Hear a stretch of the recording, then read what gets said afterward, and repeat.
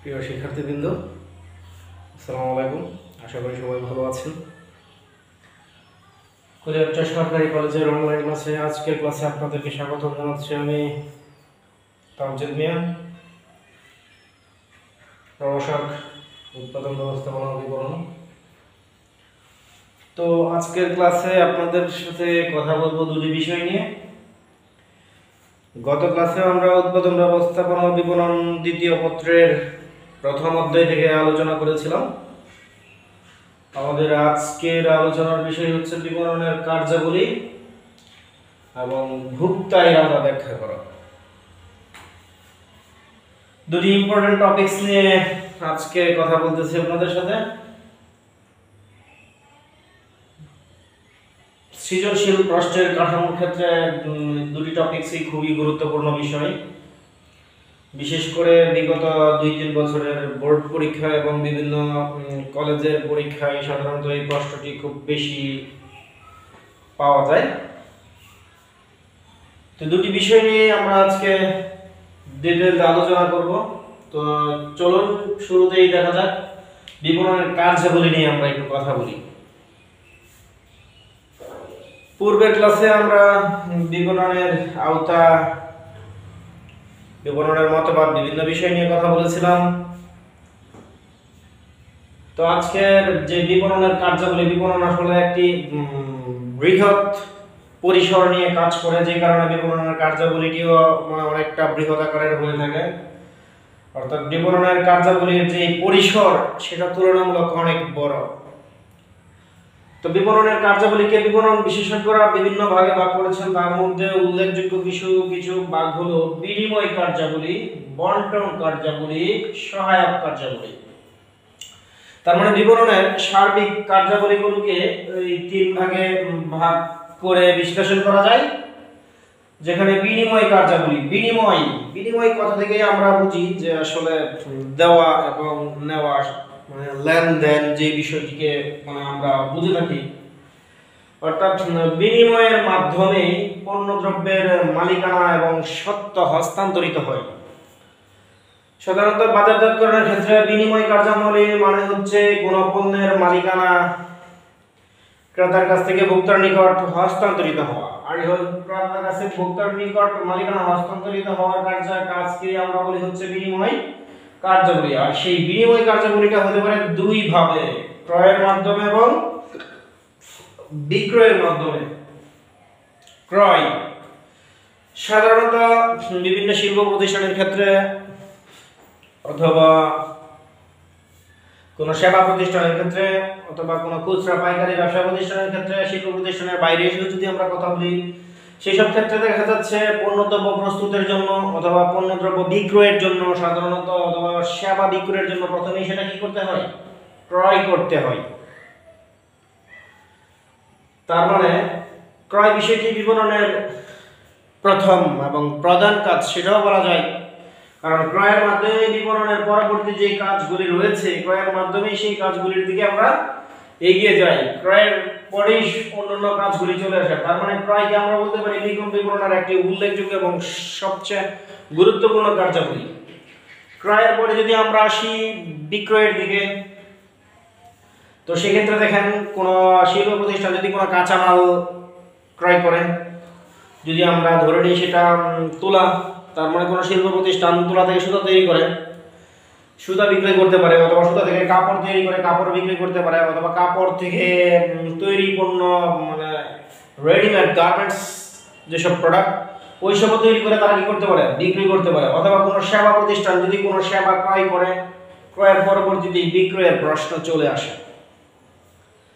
অথবা কোনো খুচরা, কোনো পাইকারি ব্যবসা প্রতিষ্ঠান যদি কোনো পণ্য ক্রয় করে, তখন ক্রয় করার পরবর্তী কার্যক্রম তাদের হচ্ছে বিক্রয়। অর্থাৎ কোন পণ্যের মালিকানা অর্জন করার পর পুনরায় যখন মালিকানা হস্তান্তরের প্রক্রিয়া সম্পন্ন হয়, তখন সেটাকে আমরা বলি হচ্ছে বিক্রয় কার্যকরী। আমি বিষয়টি আবারও বলতেছি, কোন পণ্য ক্রয় করার পর, কোন পণ্য অথবা সেবা ক্রয় করার পর যখন পুনরায় সেই পণ্য অথবা সেবা অন্যের নিকট হস্তান্তর করা হয়, তখন সেটাকে বলা হয় বিক্রয়। তারপরে আমরা দেখতে পারি হচ্ছে বন্টন কার্যাবলী। বাজারজাতকরণের উল্লেখযোগ্য কার্যাবলীর মধ্যে বন্টন কার্যাবলী অন্যতম। আর বন্টন কার্যাবলীর দ্বারা সাধারণত উৎপাদিত পণ্য এবং সেবা বিভিন্ন বন্টন প্রণালী ব্যবহার করে, বিভিন্ন মাধ্যম ব্যবহার করে ভোক্তার কাছে, ক্রেতার কাছে পৌঁছে দেওয়া হয়। আর সেই বন্টন কার্যাবলীর মধ্যে রয়েছে পরিবহন, গুদামজাতকরণ, মূলকীকরণ।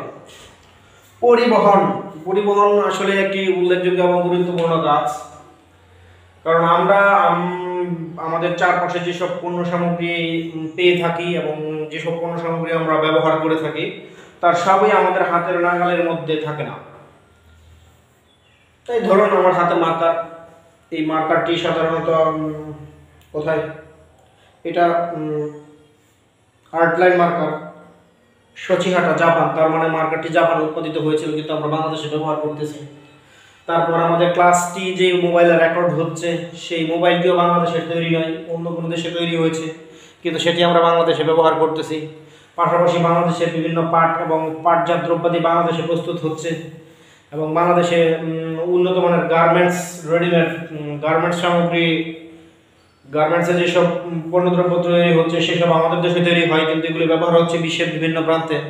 তার মানে এ থেকে বোঝা যাচ্ছে যে আসলে আমরা আমাদের চারপাশে যেসব পণ্য পেয়ে থাকি সাধারণত সবগুলি পণ্য আমাদের হাতের নাগালের মধ্যে গড়ে ওঠে না, উৎপাদিত হয় না। তার মানে দূর দূরান্তে বিভিন্ন জায়গাতে সেসব উৎপাদিত হয়।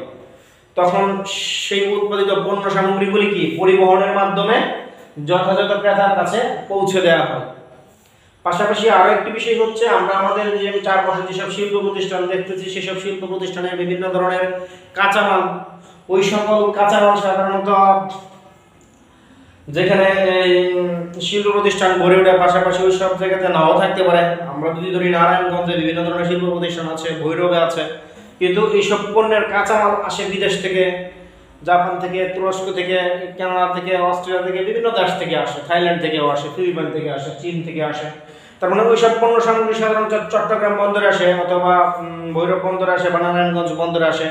সেখান থেকে এইসব পণ্য সামগ্রী নিয়ে তারপরে কি করা হয়, পুনরায় বিভিন্ন ধরনের পণ্য সামগ্রী প্রস্তুতের কাজ করা হয়। তার মানে কাঁচামালের ক্ষেত্রেও কি পরিবহনের বিষয় জড়িত।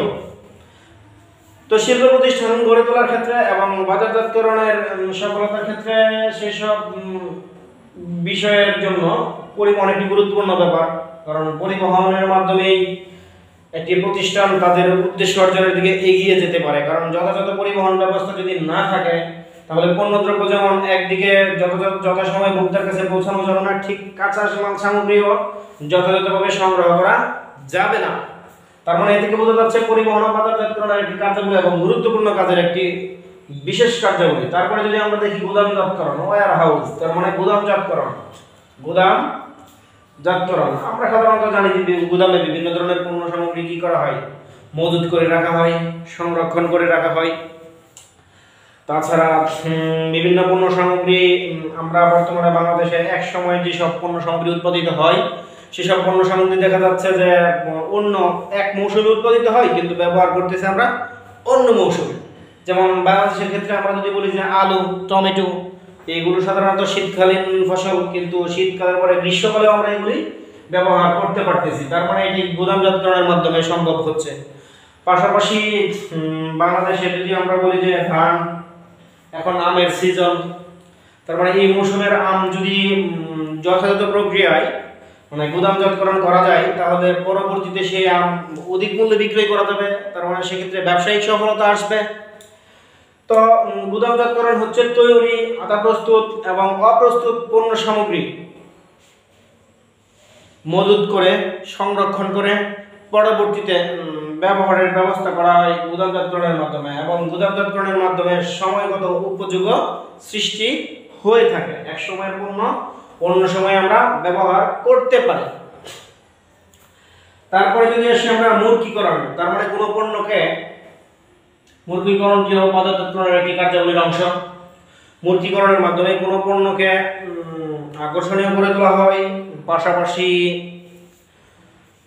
পণ্যের রক্ষণাবেক্ষণ এবং মান অটুট থাকার জন্য মূর্খীকরণ করা হয়ে থাকে, এবং কিছু কিছু ক্ষেত্রে পণ্যের আকর্ষণীয়তা বৃদ্ধির জন্য মূর্খীকরণ করা হয়ে থাকে। তবে কিছু কিছু ক্ষেত্রে আবার দেখা যাচ্ছে শিশু পণ্য বা খাদ্যদ্রব্য এই সকল পণ্যের ক্ষেত্রে ভালোভাবে মুরগিকরণ বাধ্যতামূলক অনেক ক্ষেত্রে, যেমন ল্যাকটোজেন দুধ, সারিলাক, হরলিক্স বা অন্যান্য খাদ্য সামগ্রী যেসব আছে, নুডলস, তারপরে হচ্ছে সেমাই, এই সব পণ্যের ক্ষেত্রে সাধারণত প্যাকিং এবং মোড়কজাতকরণের একটি বাধ্যবাধকতা রয়েছে। তো সেই জন্য মুরগিকরণটাও বিপণনের একটি উল্লেখযোগ্য কার্যাবলী।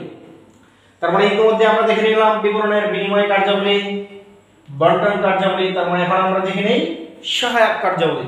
সাধারণত বিনিময় কার্যাবলী এবং বন্টন কার্যাবলীর বাইরে বাজারজাতকরণের বেশ কিছু সহায়ক কার্যাবলী রয়েছে এবং যে কাজগুলি করা অপরিহার্য।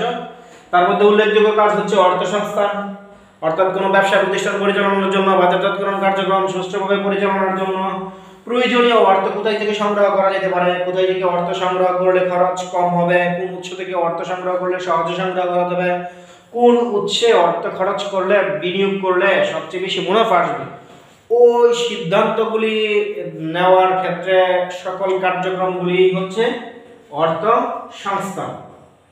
তারপরে যদি আসি আমরা ঝুঁকি গ্রহণ, তার মানে ব্যবসার সাথে বাজারজাতকরণের সাথে ঝুঁকি ওতপ্রোতভাবে জড়িত। তো ঝুঁকি গ্রহণ তার মধ্যে একটি উল্লেখযোগ্য কাজ। আর ঝুঁকি সম্পূর্ণরূপে অনেক ক্ষেত্রেই ঝুঁকি মুক্ত হওয়া যায় না, তবে ঝুঁকিকে মিনিমাইজ করা যায়, হ্রাস করা যায়, কমানো যায়। বাজারজাতকরণের ক্ষেত্রে বিভিন্ন ধরনের ঝুঁকি থাকে, চুরি, ডাকাতি, তারপরে হচ্ছে নৌ দুর্ঘটনা বা অগ্নি দুর্ঘটনা বা অন্য বিভিন্ন ধরনের ক্ষয়ক্ষতির হাত থেকে ব্যবসায় তথা বাজারজাতকরণের যেসব পণ্য সেবা সামগ্রী সেগুলিকে ঝুঁকিমুক্ত রাখার জন্য বীমার মাধ্যমে ঝুঁকি হ্রাস করা যায়। আর এই ঝুঁকি হ্রাসের কাজটিও বিপণনের একটি উল্লেখযোগ্য কার্যকরী, কারণ ঝুঁকি গ্রহণ, ঝুঁকি নিতে হয়, আর ঝুঁকির যে বিষয়টি ঝুঁকি মিনিমাইজ করা গেলে, হ্রাস করা গেলে সেটি বিপণনের কাজকে আরো ত্বরান্বিত করে। তারপরে যদি বলি আমরা মান নির্ধারণ ও শ্রেণীবদ্ধকরণ, মান নির্ধারণ এবং শ্রেণীবদ্ধকরণের ফলে পণ্যকে ভোক্তার কাছে আকর্ষণীয় এবং যথাযথভাবে উপস্থাপন করা যায়। পণ্যকে নির্দিষ্ট মানের ভিত্তিতে, বৈশিষ্ট্যের ভিত্তিতে মান নির্ধারণ করে শ্রেণীবদ্ধকরণ করলে পণ্যের বিক্রয় বৃদ্ধি পায়। ভোক্তারা সহজেই তাদের সম্ভাব্য পণ্য তারা কিনতে পারে, সিদ্ধান্ত নিতে পারে সহজেই। সেই জন্য মান নির্ধারণ এবং শ্রেণীবদ্ধকরণের কাজটি গুরুত্বপূর্ণ এবং এটিও বিপণনের একটি উল্লেখযোগ্য কার্যাবলী। তারপরে আমরা আসতে পারি হচ্ছে বাজার তথ্য সংগ্রহ। তার মানে বাজারে একটি প্রতিষ্ঠান যদি বাজারে কাজ করতে যায়, সেই সব ক্ষেত্রে হচ্ছে তাদের বিভিন্ন ধরনের বাজার তথ্য সংগ্রহ করতে হয়।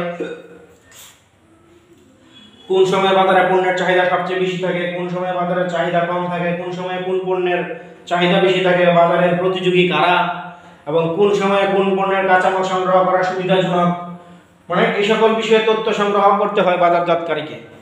আর এইসব তথ্য সংগ্রহ বাজারজাতকরণ কাজকে আরো সহজ এবং গতিশীল করে তোলে।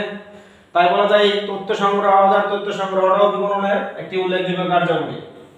তারপর আমরা যদি বলি বিক্রয়োত্তর সেবাদান, তার মানে সাধারণত ইলেকট্রনিক্স পণ্যের ক্ষেত্রে যেমন pressure cooker, rice cooker, oven, AC, fridge, TV, motorcycle, এই ধরনের পণ্যের ক্ষেত্রে বিক্রয়োত্তর সেবাদানের প্রশ্নটি জড়িত। আর বিক্রয়োত্তর সেবাদানও বিপণনের কার্যাবলীর একটি উল্লেখযোগ্য অংশ, কারণ বিক্রয়োত্তর সেবাদানের মাধ্যমে কোনো প্রতিষ্ঠান তাদের মানে ভোক্তা সন্তুষ্টির বিষয়টি নিশ্চিত করতে পারে। তো সেই জন্য এই বিক্রয়োত্তর সেবাদান বিপণনের কার্যাবলীর একটি অংশ। তারপরে আমরা এখন কথা বলতে পারি ভোক্তাই রাজা। তার মানে ভোক্তাই রাজা, এই বিষয়টি নিয়ে আমরা কথা বলার আগে দুটি বিষয় আমরা জেনে নিই। একটি হচ্ছে ভোক্তা এবং রাজা।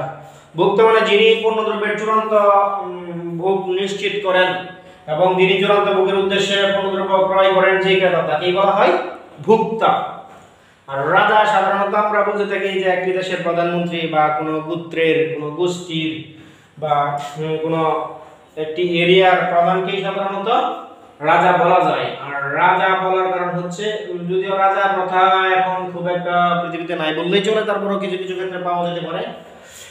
রাজার ক্ষেত্রে সাধারণত রাজার মনসন্তুষ্টির জন্যই রাজার প্রজা এবং ওই রাজ্যের সকলেই সব রকমের চেষ্টা করে থাকে। অর্থাৎ রাজার সন্তুষ্টির জন্যই রাজার রাজ্যে সবকিছু হয়ে থাকে এবং পরিচালিত হয়ে থাকে।